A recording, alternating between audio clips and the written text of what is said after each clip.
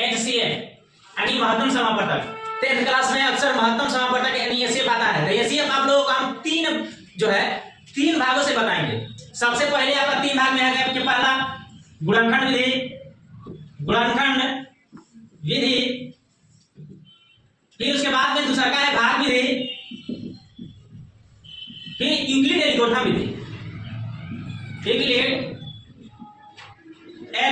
विधि। आप लोगों को देखिए गुणनखंड विधि या यूक्लिड एल्गोरिथम विधि 10 क्लास में जरूर पूछता है। ये मैं बार बार रिपीट करते हैं, पूछते रहते हैं। तो आइए हम लोग चलते हैं, पहले गुणनखंड विधि जान लेते हैं। क्या है 96 और 64। तो सबसे पहले 96 64। 96 का हम गुणनखंड करेंगे।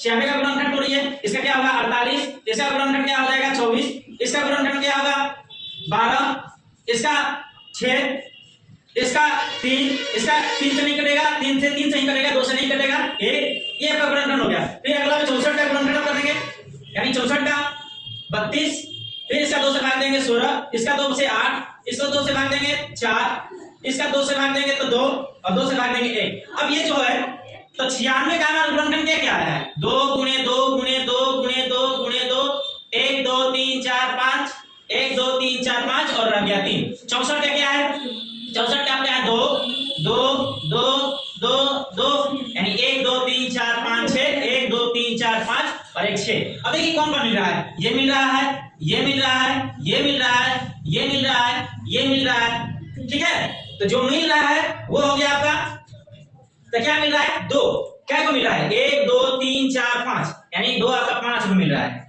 2 क्या मिल रहा है 5 को, 2 गुणे 2 गुणे 2 गुणे 2 गुणे 2, 1 2 3 4 5। जो आपको मिलेगा संख्या उसी को गुणा करना है, जो नहीं मिलेगा उसको नहीं गुणा करना है। तो 2 दूनी 4, 4 दूनी 8, 8 दूनी 16, 16 दूनी 32, यानी 32 आपका होगा HCF। ये आंसर हो गया आपका, इसका HCF क्या आएगा 32 आएगा। अब अगला है भाग विधि। अब भाग विधि क्या है, भाग विधि भी समझ लेते हैं। ये भाग विधि, यहाँ हो गया गुणनखंड विधि, गुणनखंड विधि था। भाग विधि समझिए क्या करना है कि सबसे पहले क्या है कि छोटी संख्या को बड़ी संख्या से भाग दिया जाता है। छोटी संख्या क्या है 64 है, 64 का भाग देंगे 96 में, तो 64 का भाग देते हैं 64 से 2 से गुणा करेंगे तो 4 दूनी 24 बार बेसी हो जाएगा, इसे तो एक बार में चलेंगे 64 घटाएंगे, 6 में से 4 गया 2, 9 में से 6 गया 3। अब इसको फिर घेरेंगे, अब इसको उतारेंगे 32 2 नहीं 64, यानी आपका कट गया। तो जिस संख्या से कटा वही आपका HCF हो गया, यानी 32 इसका HCF हो गया। ठीक है, इसका भी 32 आ गया, इस गुणनखंड विधि में 32 आ गया। अब चलते हैं यूक्लिड एल्गोरिथम। अब यूक्लिड एल्गोरिथम समझने के लिए यहां समझिए यूक्लिड एल्गोरिथम।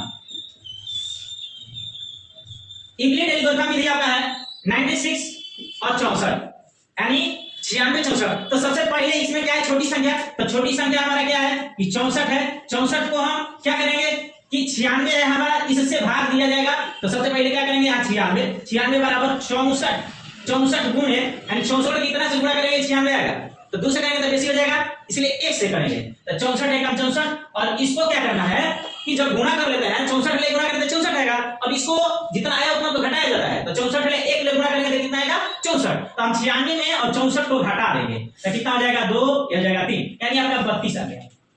समझ में आई बात? इसको क्या करना है कि गुणा कर इन दोनों को गुणा कर जितना आता है उसको इसमें से घटा दिया जाता है, तो जो शेषफल बचेगा वो 20 लिखा है, 32 आया तो 32 लिख दिए। अब क्या करना है कि इसमें बड़ी संख्या कौन है, इसमें सबसे बड़ी संख्या 64 है, 64 को लिख लें और फिर 32, यानी बीच वाला का मतलब नहीं है, जो शुरू है शुरू में आ जाएगा, लास्ट वाला यहां आ गया। फिर अब 32 से गुणा करेंगे 64 को कटाएंगे, 32 को कटाएंगे तो 32 दूनी 64, 2 बार में कट गया, शेषफल क्या है 0। तो यानी हमारा जो है 32 से कट गया, ये भी HCF बराबर हमारा 32 आ गया। जिसे कटेगा वही हमारा, ठीक है, वही आंसर हो जाएगा। तो ये आप लोगों को समझ में आ गई गुणनखंड विधि, भाग विधि, यूक्लिड एल्गोरिथम। ये हमेशा 10 क्लास में यूक्लिड एल्गोरिथम पूछता रहता है, इसलिए आप लोग चुकी है ना एकदम पूरा का पूरा सही कर जाइए।